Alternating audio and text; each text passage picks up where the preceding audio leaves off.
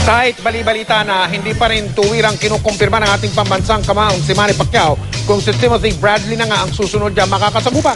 Sa ngayon patuloy niyang isinusulong ang pagbibigay ng dagdag proteksyon sa mga boksingero kasunod ng pagkamatay ni Carlo Maquinto. Makitama po muna tayo kay Sports Saksi, Chino Trinidad. Abala si pambansang kamao Manny Pacquiao sa kanyang trabaho sa Kongreso. Ngayong may panawagan sa pagbalangkas ng karagdagang batas para mapangalagaan ang kapakanan ng professional boxers. Kasunod ito ng mapait na sinapit ni Carlo Maquinto na binawian ng buhay dahil sa injuries na tinamo niya sa kanyang 8th-round bout noong Enero 28. Aminado si Pacquiao na may peligro talaga sa boxing kaya may paalala siya sa mga gustong sumubok nito.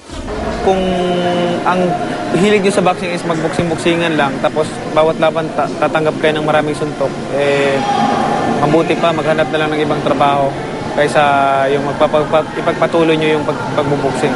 Napakahirap talaga ng boxing.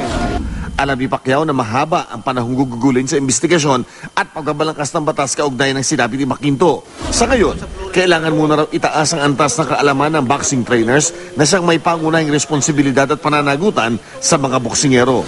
Yung mga trainers ng boxing dapat i-ano pa sila, i-upgrade sila, yung siguro mag-aral sila ng yung para ma-educate sila mabuti sa kung anong pagiging trainer. Pero handa raw ang pambansang kamao na gugulin ng kanyang oras para makamit ang mga adhikaing makatutulong sa pagtaas ng pag-unawa sa sport ng professional boxing. Kung may mga seminar ang gagawin, ako willing ako mag-volunteer to give them input tapos may share yung knowledge ko about sa pagiging trainer. Kasi siyempre, sa tagal ko ng boxing, 11 years, 11 years old pa lang ako, boksingero na ako eh.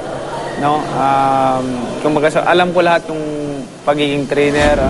Samantala, kahit bali-balita ng nakatakda na sa susunod na linggo ang US Press Tour para sa laban ng Manny Pacquiao at Timothy Bradley, hindi pa rin tuwirang kinukumpirma ng A-Division Champion kasalukuyang WBO welterweight champion na si Bradley na nga ang kanyang makakatunggali.